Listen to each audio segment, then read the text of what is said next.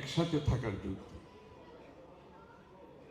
এবং এই বিগত বছরগুলোতে যে রাজনৈতিক নিপীড়ন, নির্যাতন, গুম খুন হত্যা শিকার হয়েছে,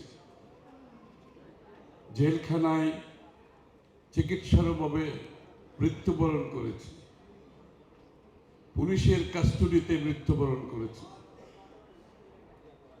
লক্ষ লক্ষ মিথ্যা মামলার শিকার হয়েছে, কিন্তু কেউ হাল ছাড়ে নাই। আমরা ঐক্যবদ্ধভাবে আন্দোলন করে স্বৈরাচার ফ্যাসিস্ট সরকারকে, শেখ হাসিনাকে বিতাড়িত করতে সক্ষম হয়েছি। দেশ আজকে মুক্ত হয়েছে এবং এই মুক্ত দেশে আজকে আমরা নতুনভাবে, নতুন আকাঙ্ক্ষা নিয়ে নতুন বাংলাদেশ গড়ার প্রত্যয় ঘোষণা করেছি।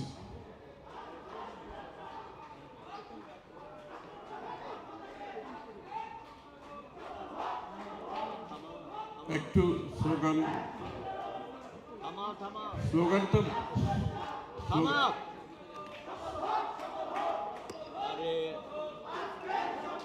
স্লোগানটা বন্ধ করলে ভালো হবে। ধন্যবাদ। এবং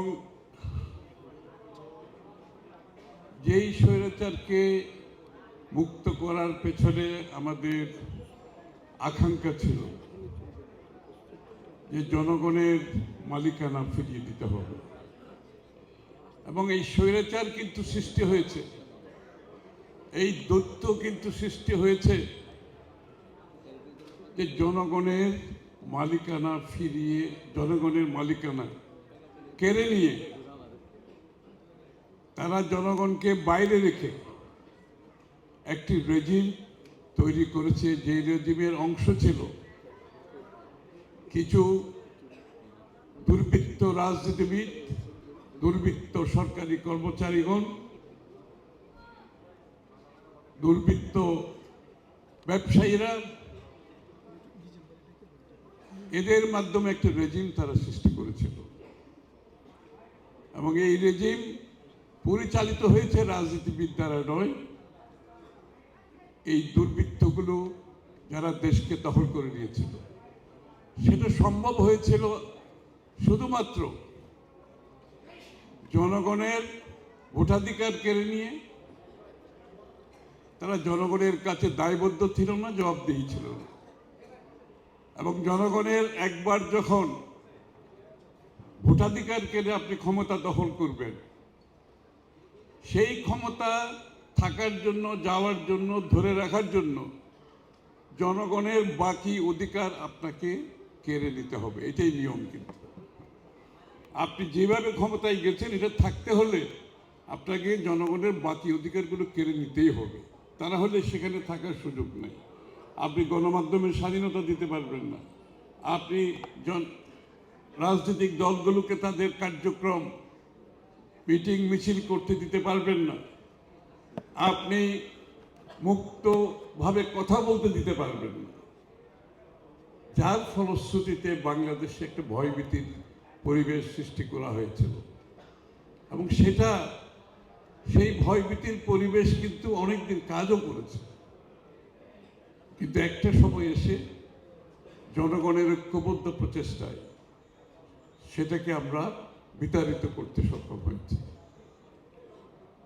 আজকের এই প্রেক্ষাপটে, যেখানে আজকে আমরা নতুন বাংলাদেশ গড়ার চিন্তা করছি, আবারও ঐক্যবদ্ধ জনতা, ঐক্যবদ্ধ জাতি, ঐক্যবদ্ধ রাজনৈতিক দলগুলোর মধ্যে একটা চিন্তা, আগামী দিনের বাংলাদেশ কেমন হবে।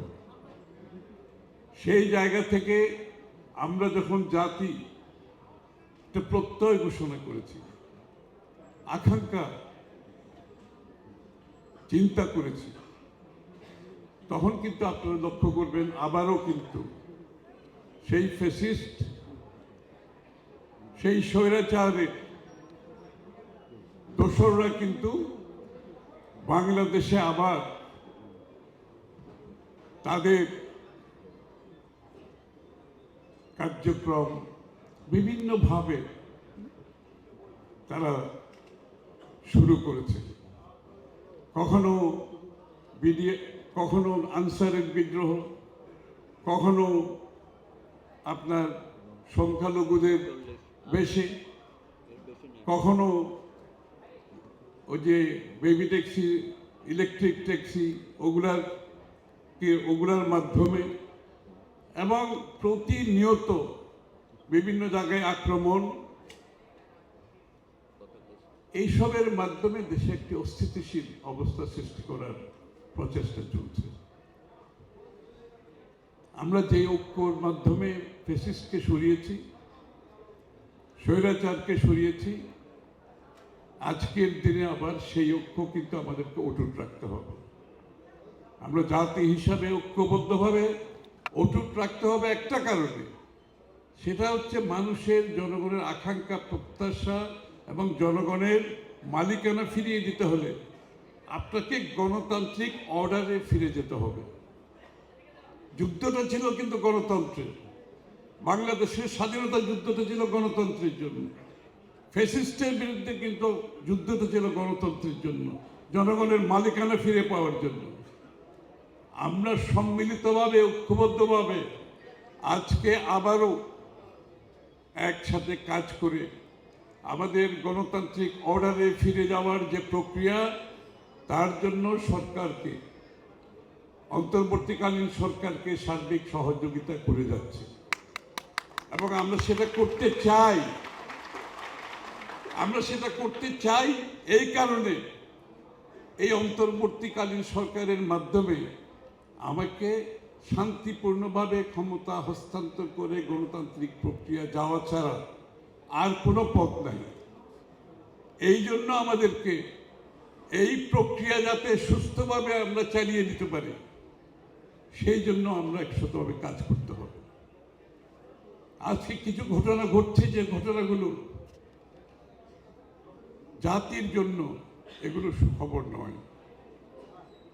আপনারা দেখেছেন ইতিমধ্যে বিভিন্ন ঘটনাবলী, 15-16 বছর ধরে যেই দাবিগুলো ছিল না, যেই বিষয়গুলো নিয়ে কেউ রাস্তায় নামেনি, এখন দেখা যাচ্ছে হঠাৎ করে বিভিন্ন দাবি নিয়ে বিভিন্ন গোষ্ঠী, বিভিন্ন সংস্থা, তারা আজকে তাদের দাবিগুলো নিয়ে রাস্তায় নামছে একটা অন্তর্বর্তীকালীন সরকারের সময়।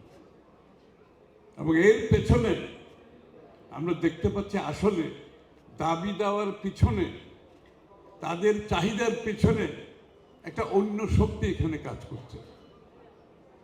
এই শক্তিকে আমাদেরকে বুঝতে হবে, এই শক্তির উৎস কোথায় আমাদের বুঝতে হবে, কারা এদেরকে চালিত করছে আমাদের বুঝতে হবে। ইদানিং যে ঘটনাগুলি ঘটছে ধর্মের নামে যে ঘটনাগুলো ঘটছে, এগুলোকে আসলে কি তাদের সেই দাবি দেওয়াগুলো, তারা যে ধর্মের নামে যে ধরনের ঘটনাগুলো এখন ঘটছে বাংলাদেশে, সেগুলোর আমাদেরকে বোঝার জন্য আর একটু গভীরভাবে দেখতে হবে। আমাদের দেশে সাম্প্রদায়িক সম্প্রীতি সমস্যা নাই আমি বলবো না, এটা হচ্ছে ব্যতিক্রম। সাম্প্রতিক সম্প্রীতি যে সমস্যা বাংলাদেশে আছে, সেটা হচ্ছে ব্যতিক্রম। ইংরেজিতে বলে অ্যাবারেশন, এটা নর্মাল কিছু না। কিন্তু এইটাকে যেইভাবে দেখানো হচ্ছে এবং যেইভাবে দেখিয়ে বাংলাদেশে অস্থিরতা সৃষ্টি করার চেষ্টা করছে, সেটা তো বাংলাদেশ নয়। আমরা কি অন্য দেশের, যেখানে আমরা দেখছি, আমি আনন্দের সাথে বলতে চাই, এই অস্থিরতা কিন্তু বাংলাদেশের মানুষকে কিন্তু অস্থির করে তুলছে না। খেয়াল করছেন আপনারা? বাংলাদেশের মানুষ কিন্তু কোনো প্রতিক্রিয়া দেখাচ্ছে না। এতগুলো ঘটনা ঘটছে, একজন আইনজীবী মারা গেছে, অনেকে মনে করেছিল এটা বড় প্রতিক্রিয়া হবে। বাংলাদেশের মানুষ কিন্তু সেই প্রতিক্রিয়া দেখায় না, তাদের সহ্য গুণ অনেক বেশি। এরকম অনেকগুলো ঘটনা ঘটেছে, অথচ অনেক দেশে আমরা দেখতে পাচ্ছি এই যে বাবরি মসজিদ যখন ভেঙেছে, বাংলাদেশে কোনো প্রতিক্রিয়া হয়েছে? ওখানে যখন ওই গৌরক্ষর জন্য যখন এই 30-40 জনকে হত্যা করা হয়, বাংলাদেশে কোনো প্রতিক্রিয়া হয় না। কিন্তু এই যে পশ্চিমবঙ্গে কলকাতায় বাংলাদেশ এমবাসি ভাঙচুর করা হয়েছে, বাংলাদেশে কোনো প্রতিক্রিয়া হয়নি।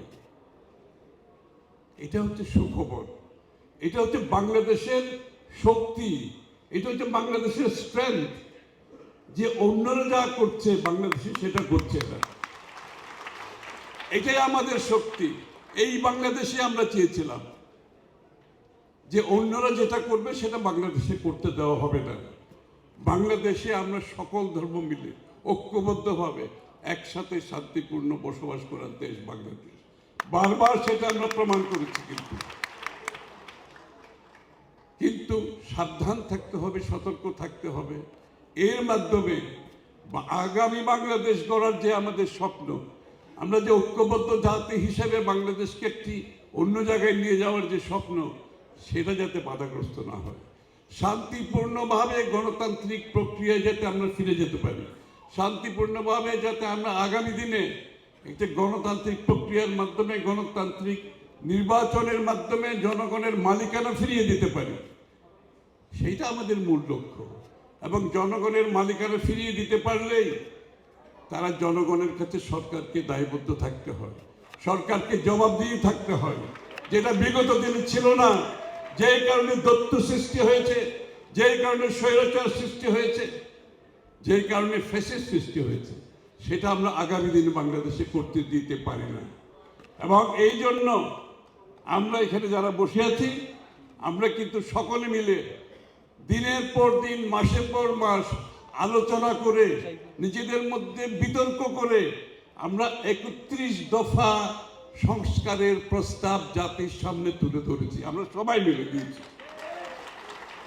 সংস্কারের কথা যারা বলে, তার বহু আগে আমরা সবাই মিলে 31 দফা সংস্কার জাতির সামনে তুলে ধরেছি। 1 বছর আগে আমরা তুলে ধরেছি সবাই মিলে। সেই সংস্কারের মধ্যে আগামী বাংলাদেশের স্বপ্ন বাস্তবায়নের সেই দফার মধ্যে সবকিছু আছে।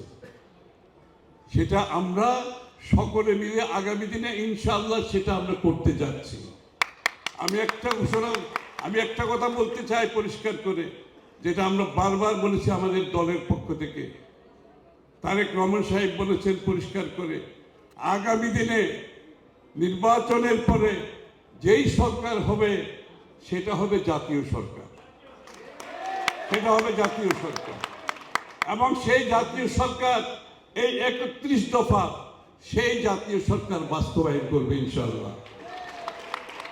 এবং এটা আমরা জাতির কাছে প্রতিজ্ঞাবদ্ধ, ওয়াদাবদ্ধ, এই কাজটা আমরা করতে যাব আগামী দিনে। সুতরাং সংস্কার নিয়ে কারো চিন্তা করার কোনো কারণ নেই। আমি আবারও বলছি, সংস্কার নিয়ে কারো চিন্তা করার কোনো কারণ নাই। আমরা সংস্কার 31 দফা বাংলাদেশে ইনশাআল্লাহ বাস্তবায়ন করব, আমরা সবাই মিলে বাস্তবায়ন করব। আর ইতিমধ্যে নির্বাচনের আগে জাতীয় ঐক্যের মাধ্যমে, ঐক্যমতের পরিপ্রেক্ষিতে নির্বাচনী সংস্কার সহ যে কয়টি সংস্কার আমরা ঐক্যমত হতে পারি, সেখানে আমাদের কোনো আপত্তি নাই। সেটা আমরা করতে রাজি আছি। সেটা করতে সময়ও লাগবে না, সেটা অতি সত্বর করা যায়। তার পরবর্তীতে নির্বাচনী সংস্কার করে অতি সত্বর বাংলাদেশের মানুষের মালিকানা বাংলাদেশের মানুষকে ফিরিয়ে দিতে হবে। সবাইকে ধন্যবাদ।